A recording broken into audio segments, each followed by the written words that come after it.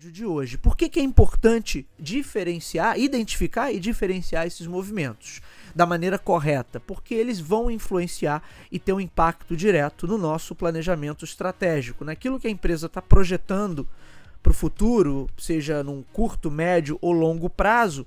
Entender e classificar corretamente esses movimentos de mudança é super importante para que você não direcione a empresa num sentido equivocado, ou então comece a concentrar esforços em uma determinada categoria, em um determinado movimento, e aquilo não tenha sustentação futura, porque rapidamente aquilo deixa de ter relevância. Então, vamos começar do começo, né, entendendo assim, o que é o conceito de tendência, e aí eu fui buscar no dicionário Oxford a definição de tendência. Vamos lá. Uma tendência é aquilo que leva alguém a seguir um determinado caminho ou a agir de certa forma. Pode ser uma predisposição ou uma propensão a agir de determinada maneira. Pode significar também a evolução de alguma coisa num sentido determinado, ou ainda a propensão que orienta alguém a fazer ou realizar determinada coisa, uma vocação, por exemplo. Então vejam que todo movimento de mudança que a gente vê, seja no comportamento de uma pessoa, mas aqui a gente está falando de contextos mais amplos, né?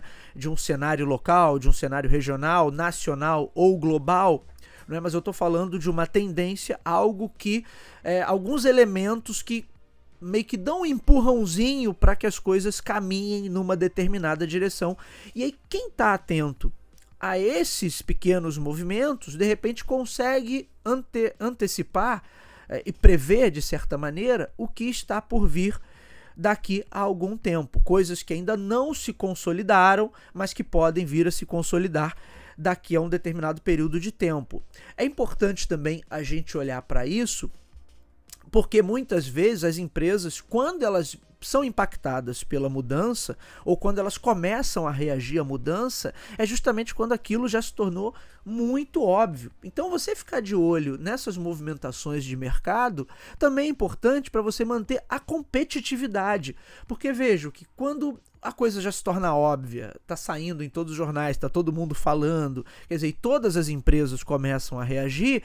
Se você já estava num cenário ali de paridade de oferta, a tendência é que você continue nesse cenário de paridade de oferta ou de paridade de recursos, porque está todo mundo usando o mesmo tipo de recurso. É como se eu dissesse para você agora que, olha, usar o ChatGPT no desenvolvimento de algum conteúdo, no desenvolvimento de algum documento aí para tua empresa, vai gerar vantagem competitiva. Não vai, porque se todo mundo está usando, e da mesma forma, se eu dissesse lá no meados dos anos 2000, olha, você usar um buscador como o Google é uma grande vantagem competitiva. Não é, porque está todo mundo usando. Então a vantagem competitiva, quando você olha para esses movimentos de mudança, ela só pode ser obtida se você consegue antecipar alguma coisa desse movimento de mudança. E aí sim, quando o mercado resolve virar a chave, quando o mercado como um todo finalmente percebe que a mudança está acontecendo, você já está direcionado, já está encaminhado, já está engatilhado com aquela mudança. Então, na verdade, quando a gente fala de observar essas movimentações de mercado, é também uma maneira de você manter a empresa mais competitiva, mais oxigenada e também com maior capacidade de inovação.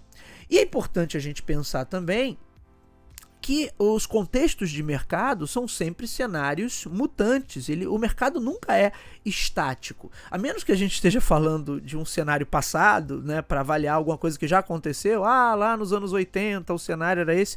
Então a gente pode avaliar com os fatores que estavam lá naquele momento. E aí a nossa análise parte para fatores que são estáticos, porque não tem como se mudar o passado. Mas quando a gente está falando do cenário atual, é sempre o quê? Um cenário de mudança. E se esse contexto é mutante, e a gente está falando de mercado ali como contexto de troca de mercadorias, mas todo, entre aspas, mercado está dentro do quê?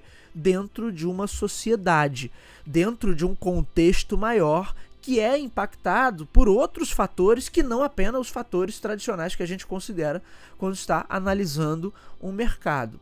Como essa sociedade se transforma ao longo do tempo, eu preciso estar de olho nesses fatores que acabam sendo os gatilhos ali para alguma mudança. E quando a gente vai estudar comportamento do consumidor, a gente olha para uma série de fatores, não apenas os fatores econômicos ou os fatores mais conectados ali ao contexto de mercado e a dinâmica empresarial.